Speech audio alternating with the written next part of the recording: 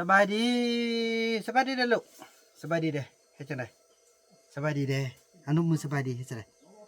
สบายดีบ่ลองดูนบสบายดีเอาสบายดีได้ลูกเอาขอบใจเด้อจังได๋ขอบใจเย้แหน่ลูกก็นบสบายดีแนวนี้เอาเบิ่งเอามาเด้อปานนี้อีพ่อสบายดีแล้วนบพร้อมกันเด้อ1 2สบายดีอ่าสบายดีท่านผู้ชมเนาะสบายดี FC ของบ่าวผู้นำกันเบิดสู่คู่สู่คนพี่น้องเอ้ยบ่ว่าสิอยู่ภายในหรือว่าอยู่ต่างประเทศกันเนาะก็ยินดีต้อนรับทุกท่านเข้าสู่รายการของบ่าวบุญนำเส้นเก่าเส้นเคยพี่น้องเอ้ยเนาะพี่น้องคลิปนี้ก็เป็นคลิปหนึ่งที่มีผู้ใหญ่ใจบุญเฮาเนาะเพิ่นส่งเงินมาจำนวน500,000กีบพี่น้องเอ้ยเนาะจำนวน500,000กีบนั้นแม่นได้มาจากแม่คอนสวรรค์เนาะอยู่ทางนครหลวงเวียงจันทน์พี่น้องเอ้ยเพิ่นส่งเงินมา500,000กีบส่วนรายการจ่ายนั้นเพิ่นก็1เนาะให้เบาส่ง100,000กีบเนาะ2ให้เบาเฟือง100,000กีบนางลีช่วงนี้ บ่ปานใดเถอะเนาะเพิ่นว่าจบไปก่อนเนาะแสดงว่าจะมีได้อันนี้เบาไหลเบาไหล100,000กีบเนาะเบาส่ง100,000กีบเบาเฟือง100,000กีบส่วนเรือนั้นแม่นเติมน้ำมันรถให้เบาบุญนำเนาะเบาบุญนำก็ขอบุญขอบคุณนำทางแม่หลายๆเนาะแล้วส่วนยังเรือ200,000หันลูกก็จะได้ให้ไอ้นู่นซะเนาะให้ไอ้นู่นแล้วก็ให้ผู้ใดที่เบิ่งตัวจริงเนาะที่ว่ามันเฮ็ดเวียกเนาะก็ถือว่าขอบอกขอบใจนำแม่หลายๆแล้วก็จะไปพาไอ้บุญรอดออกไปนำเพราะว่ามื้อนี้เป็นมื้อที่ว่ารวมตัวปลูกพืชผลผลิตต่างๆพี่น้องบ่ว่าจะเป็นมักอื้อมักบวบมักน้อยแล้วก็สำคัญคือปลูกข้า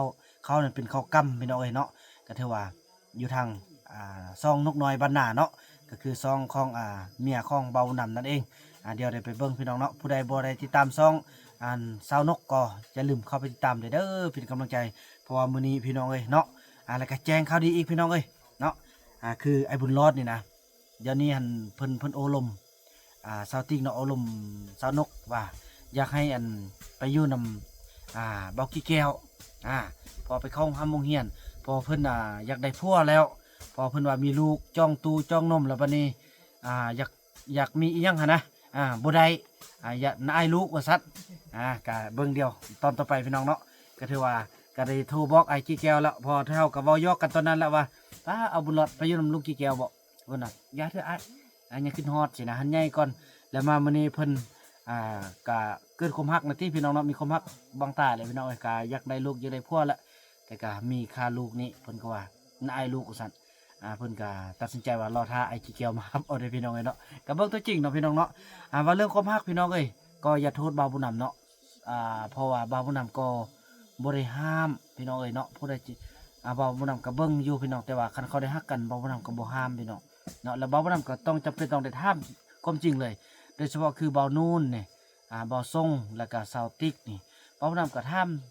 แล้วเขาบ่ฮักกันพี่น้องจะห้ามว่าอีดูต้นสงสารกับความจริงเฮากับอีดูต้นนั่นแหละในเมื่อว่าความอีดูต้นของเฮามันบ่เกิดพ้นเนาะแล้วบัดนี้เขาฮักเฮาไปห้ามเขาก็เป็นการบาปอีกพี่น้องฉะนั้นบ่าวนำก็จะปล่อยไปตามน้ำตามเนื้อแล้วก็ขออารมณ์ FC ตุ้มหน่อยนึงเนาะบางคนบางท่านเลยบอกว่าเป็นหยังบ่าวนำจึงมักจับคู่ให้ทางคนนั้นคนนี้หั่นนะอันนี้ให้เข้าใจว่าจังซี่พี่น้องการที่จับคู่นั้นมันเกิดจากความรู้สึกของเขาบ่าวผู้นำจึงมาเว้าให้ฟังพี่น้องเนาะบางเทื่อบ่าวผู้นำก็บ่ได้ถ่ายคลิปเนาะเห็นก็เจ้าอีหยังต่างบ่าวผู้นำก็เอามายกมาเป็นประเด็นว่าฉะนั้นเฮาก็คิดว่าสิจับอีหยังต่างหั่นนะฉะนั้นทุกอย่างที่บ่าวผู้นำเว้ามามันต้องมีกกปลายและสาเหตุพี่น้องให้เชื่อบ่าวผู้นำเนาะบ่าวผู้นำบ่เป็นคนเดียวอยู่เจ้านี่ต้องเอาตัวนี้อันนี้ก็ต้องเอาตัวนี้บ่าวผู้นำบ่เป็นคนนั้นให้เข้าใจบ่าวผู้นำเนาะฉะนั้นแหละอันนี้แหละคำว่าคอนเทนต์พี่น้องคำว่าคอนเทนต์ก็คือเฮามาสังเกตแล้วมันสิไปแนวใดสมมุติว่าซาวติ๊กกับเบาส่งสิเนาะเขาเจ้ามักกันเฮาก็บางเทื่อเบานำก็เบาไปก่อนเนาะทั้งจริงเบานำบ่ได้เฮ็ดคลิปเนาะแต่ว่าเห็นก่อนแล้วหั่นนะแล้วเฮาก็ต้องจำเป็นต้องไปตามนั้นคือเบาส่งนี่ลาก็เป็นคนเดียวที่ไปนอนอยากหลับเลย มื้อนึงพอนำบ่หลายเลยอยากหลับแหละคือเดี๋ยวนี้เนาะบ่าวทรงสาวติ๊กเขาก็ไปนอนเฮือนหลังเดียวกันพี่น้องเขาจะมีอีหยังต่างๆเขาก็บ่ฮู้เนาะเพราะอันนั้นก็เป็นเรื่องส่วนตัวเขาก็บ่ได้ห้ามอีกสมมุติจะไปห้ามว่า พวกเจ้าบ่ต้องไปนอนนำกันเด้อพวกเจ้าบ่แม่นผัวแม่นเมียกันเด้อเฮ็ดจังได๋เขาเจ้าเผ่าเดียวกันอ่าแล้วก็อีกอย่างเบานู่นเฮาก็ถามหมดแล้วก็ถามจนว่าเฮาระดมหลายนะพี่น้องเข้าใจบ่ระดมหลายแล้วเบานู่นจนว่าบ่เท่าว่าหลายแหละคันเจ้าอยากได้น่ะจะเอาไหมซั่นเอาตึมเมียนึงเป็นเมียที่สองเขาว่าสำเนาจะให้เบานำว่าจังได๋อีกน้อยค่อยบ่อยากได้ค่อยบ่มักเขาก็บ่มักค่อยคันเจ้าอยากได้จะเอาตึมไหมเอาเป็นเมียผู้ที่สองเลยมันเจ็บฮอดซำใดพี่น้องเอ้ยจังซั่นแหละซั่นเบานำก็ก็ตามน้ำพี่น้องเนาะเบาถ้าก็ตามน้ำต่างอบรมกันได้พี่น้องเอ้ยเนาะก่อนสิออกเดินทางก็ถือว่าอันนี้ก็เป็นปัญหาที่สำคัญพี่น้องเอ้ยก็ถือว่าอยากให้ทุกคนเข้าใจเบาบุญนำเนาะโมเมนต์เบาบุญนำว่าจังซันจังซี่อย่างต่างๆเป้าหมายหลักของเบาบุญนำก็คืออยากสร้างให้หมู่บ้านนี้มีคนมีการพัฒนาช่วยเบาบุญนำในอนาคตหลายๆก็เป็นการดีที่ว่าเขาเจ้าท้าฮักกันเนาะแต่ว่าการฮักกันครั้งนี้เบาบุญนำบ่เป็นคนที่ว่าแนะนำให้เขาเจ้าเป็นคนที่เบาบุญนำเบิ่งใจของเขาเองเนาะเบาบุญนำจะมาเบาสู่ทุกคนได้ฟังจากสั้นแหละเนาะพี่น้องให้เข้าใจเบาบุญนำเนาะเสื้อเบาบุญนำโบเป็นคนที่จะอย่างต่างๆผู้เดียวดอกเขาจะวันได้บองแล้วก็วันนั้นเนาะพี่น้องเอ้ยไปลุกเก็บเดินทางเนาะเบิ่งขึ้นทางล่างอีกพอไหมว่าเจ้าขึ้นทางล่างเลยเจี๊ยขึ้นทางล่างเลยโอ้จะให้พ่อเจี๊ยอีพ่อบ่ได้จะบ่แพ้หรอกพี่น้องกอดคอดีๆเด้อกอดคอจังสั้นเลยพี่น้องเนาะแต่กี้กับแม่นเจี๊ยน้องเต้าออกตลาดพี่น้องเอ้ยแต่เดี๋ยวนี้ก็นี่เดี๋ยวเจี๊ยไอ้บุญรอดเนาะพี่น้องไอ้นี่ก็ถือว่ากับมือเดี๋ยวจะไปเป็นคือเขาเดี๋ยวลูกเยอะมาเดี๋ยวเอาห้อมแก้มพอเป็นบ่ห้อมแก้มดูห้อมแก้มเป็นบ่ห้อมแก้มเป็นบ่ไปพี่น้องเนาะไปก็ถือว่าเดินทางโอ้พี่น้องขออภัยลมกันยาวนิดนึงเพราะว่าเมื่อนี้ก็เป็นโอกาสดีที่ว่าเขาเจ้าเฮ็ดเวียกบ่าวนำก็บอกว่าผู้ใดทำงานได้เงินเดิมมื้อนี้เนาะแท้จริงแล้วเป็นเงินของท่านแม่คอนสวรรค์เฮาพี่น้องเนาะไปเดินทางไปกันพี่น้องพี่น้องเนาะแล้วเฮาก็เก็บระวังอุ่นรถกันนะลูกเนาะระวังอุ่นรถแบบว่าก่อนเฮาสิขี่รถแล้วเฮาได้อุ่นรถก่อนเด้โอ้ลูกเอ้ยไปยืนน้ำลุงกี่แก้วเด้อลูกเด้อยืนน้ำลุงกี่แก้วเรียนตั้งใจเรียนหนังสือลูกเอ้ยโอ้ผู้บอกหล่อๆไหมลูกอยากกินขนมเนี่ยโดยเป็นบ่โดยว่าเป็นบ่ลูกโดยไม่แต่เป็นโอ้ยสมองคือสิคิดว่าโอ้หน่อยจังสั้นแหละไปแกมเดินทางพบกันตอนต่อไปกันพี่น้องเนาะพี่น้องแล้วเราก็ได้เดินทางมาฮอดนี้แล้วคนไปซื้อขนมนี่เนาะได้อีพอชีไปห้ามปลุก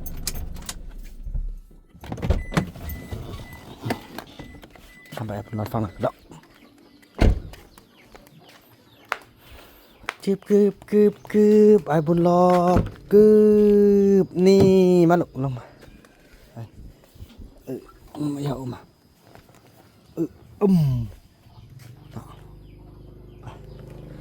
จังซั่นพี่น้องบ่าวบ่นำจะไปทอนเงินก่อนเนาะทอนเงินแล้วก็มาซื้อของอันนี้ขนมนี่บ่นึงคนนั้นลงเนาะพาไปขนมก่อนโอ้อย่างอันนึงเด้อพี่น้องสิซื้อน้ำมันไปใส่จักรพอสิเกียมเดินทางไปนครหลวงเวียงจันทน์มื้ออื่นนี่พี่น้องเนาะไปต้นแรกนี่แหละไปสั่นละพี่น้องทอนเงินก่อนเนาะพี่น้องหลังจากทอนเงินแล้วเขาก็จะได้มาซื้อขนมเนาะไอ้บุญรอดย่างมาเลยเพิ่นสิเอาขนมตัวใดเนาะเฮ้ยไอ้อุ้มเนาะลูกเบิ่งเลือกเอาขนมตัวใดเลือกดูเลือกขนมตัวใดเลือกเอาเลยเลือกดูเฮ้ยเอาอ่านไปไปลูกเอาตัวใดตัวนี้เอาลูกเอาบ่ตัวนี้เอาบ่ตัวนี้ก็เอาแล้วก็ตัวใดเต็มเนาะบัดนี้ขนมเดี๋ยวให้เพิ่นก็เนาะตัวนี้นี่ก็เอาย้ำมาลูกแล้วก็เอาขนมตัวใดเนาะให้เพิ่นเต็มเนาะน่าจะตัวนี้แล้วก็นี่บ่ เอาใส่นี่เอานมมาเพิ่นได้ก่อนเนาะนมนี่เอานมตัวนี้จ้างแม่กันเลยเอานมให้ลูกเนาะเอานมเติมเอาเลยเอาบ่นี่นะเอาเนี่ยนะเอาเนาะนมเนาะเอาเนาะแข็งแรงแพ้บ่ไม่พอจับมาไปนำก้นอีพ่อมาไปดิมาเช็คบิลโอ้พี่น้องอันนี้นี่สนุกว่าจะกินแบบนี้ก็ใครเนี่ยนะแต่มันไปลงไปโอ้ไปป่านเด้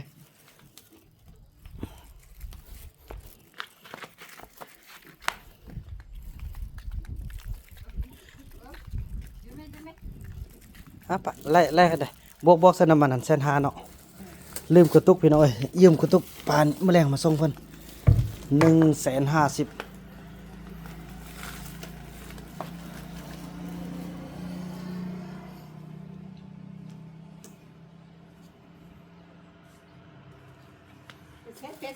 แซ่85,000หน่วย10ห้อยพันหมื่นแสน5 บาทนั่นแหละเนาะกับการบาทนี่มื้อสิลงเวียงนี่เกี่ยมเครื่องไว้เข้ามีแต่เมียหั่น บ่ได้ไปสมองได้ลูกเด้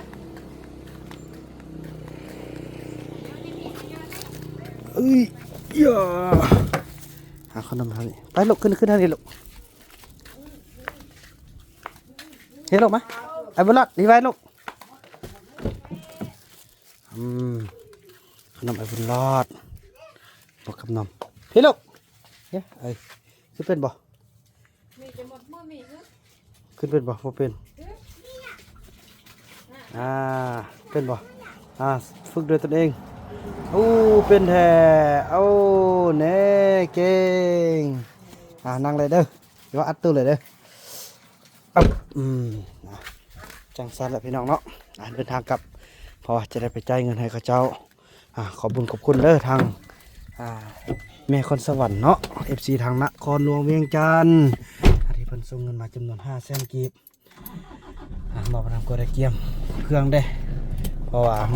มื้อแรกนี่น่าจะออกไป5 ลูกเศร้าเต่าน้อยพี่น้องเอ้ยเนาะพอมีนั่นเด้มีทางเลยอลิสาเนาะเพิ่นส่งเงินค่าเทอมประจำเดือนให้เพิ่นพี่น้องเอ้ยจำนวน 1,500 บาทพี่น้องเอ้ยเนาะแล้วก็มีทางสมใจพรหมมาลีเนาะFC ทางนครหลวงเวียงจันทร์แต่ไปเฮ็ดธุรกิจอยู่ทางสามเหลี่ยมทองคำเนาะเพิ่นก็ส่งเงินมาจำนวน500,000 กีบให้ค่าให้ของกินอันนี้เนาะเพิ่นก็สิให้โดนเพิ่นเบิ่งให้เทื่อนึงเพิ่นว่าเนาะต่อน้อยเพิ่นว่าอีดุตนที่ว่าเข้าโรงเรียนส่วนด้วยอาริสานั้นที่ว่าทุกเดือนเลยพี่น้องเอ้ยเนาะที่ว่าเพิ่นจะช่วยค่าเทอมค่าเรียนของน้องเต้า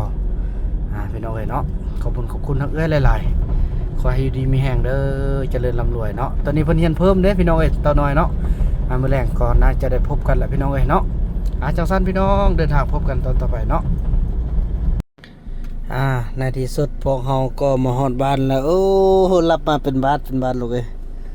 เย็นเด้นะลูกเนาะอดทนได้นะอีพ่อสิไปหับเอาฟังน้องเอ้ยเนาะหับเอาลูกก่อนน้ำมันนี่ก็สิไปเปลี่ยน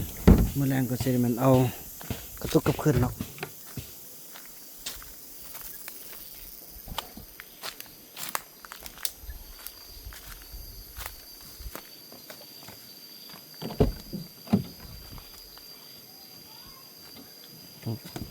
มาเอาขึ้นทางล่างให้พ่อเลยทำกระหงได้พี่น้องเลยเอาลูก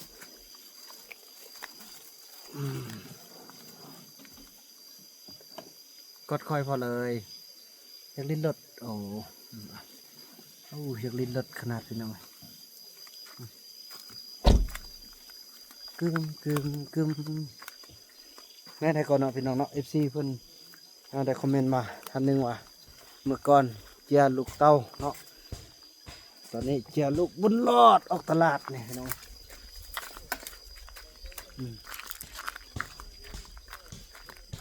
ไว้พอเอานี่แม่นเด้อมันเนาะน้องพี่น้องเอ้ยเนาะลูกบังอีพอสิเจาะนี่ให้กินก่อน